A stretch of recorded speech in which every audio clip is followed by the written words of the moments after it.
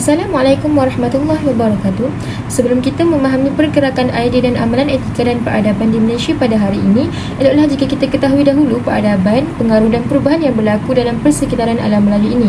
Perkembangan sejarah alam Melayu terbahagi kepada 4 zaman, iaitu zaman prasejarah, zaman protosejarah, zaman pensejarahan dan yang terakhir ialah zaman sejarah moden.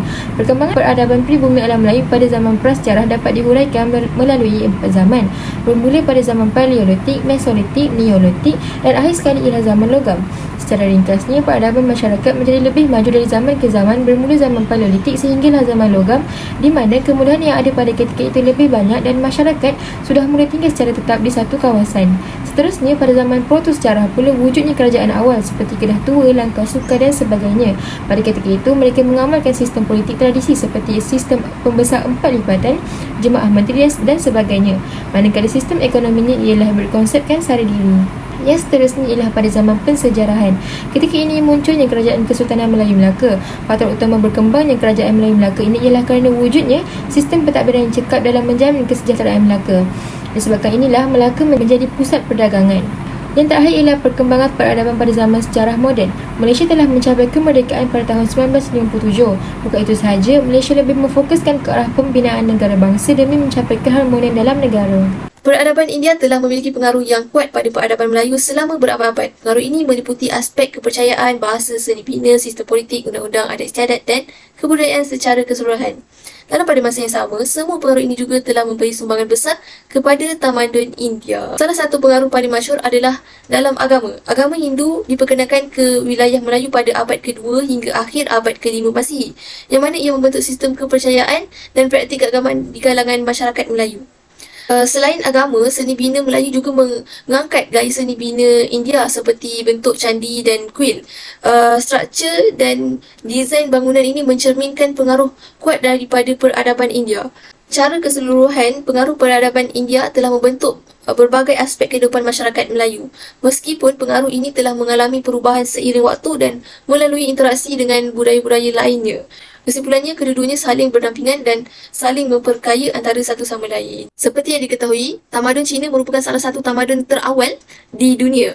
Jadi, hubungan Cina dengan alam Melayu telah wujud sebelum permulaan tahun Masihi, iaitu sejak zaman dinasti Han. Jadi, banyak sumbangan tamadun Cina yang telah mempengaruhi Asia.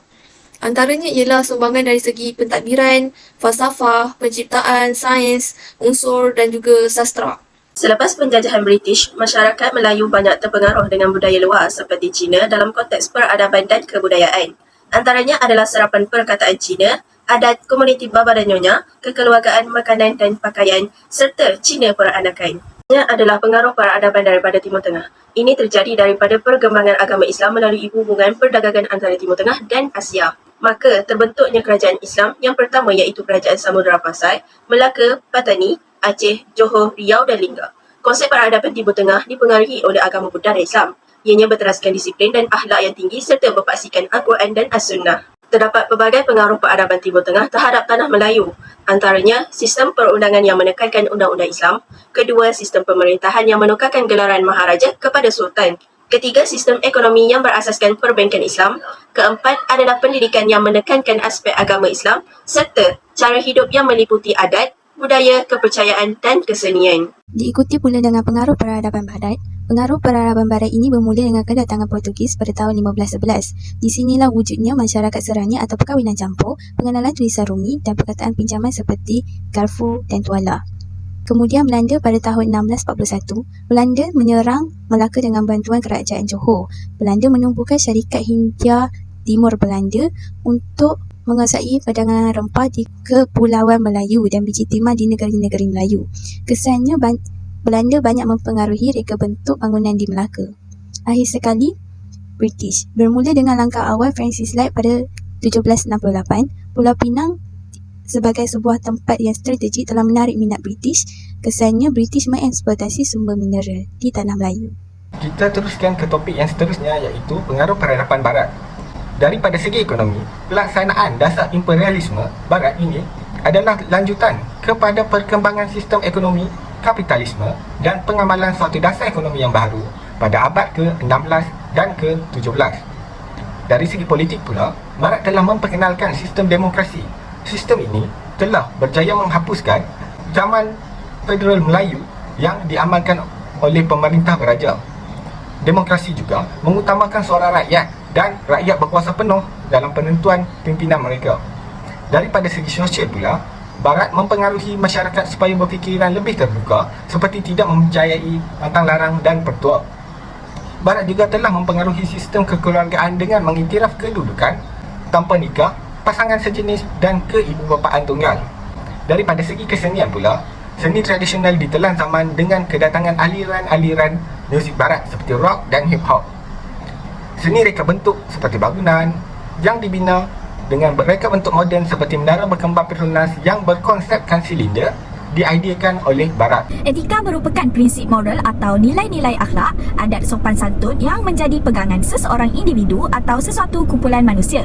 Ianya adalah suatu norma atau aturan yang diguna pakai sebagai pedoman dalam berperilaku bagi seseorang terkait dengan sifat baik maupun buruk. Konsep etika menghuraikan pengertiannya dalam konteks sejarah pemikiran Eropah daripada zaman sebelum, semasa dan selepas Enlightenment. Ianya termasuk perkembangan pemikiran sosial Aristotle, Plato dan Socrates serta revolusi Perancis dan revolusi industri. Kemudian dikupas pula etika Asia yang berteraskan agama yang mempengaruhi kehidupan sosial dan budaya termasuk agama Hindu, Buddha dan Islam itu sendiri.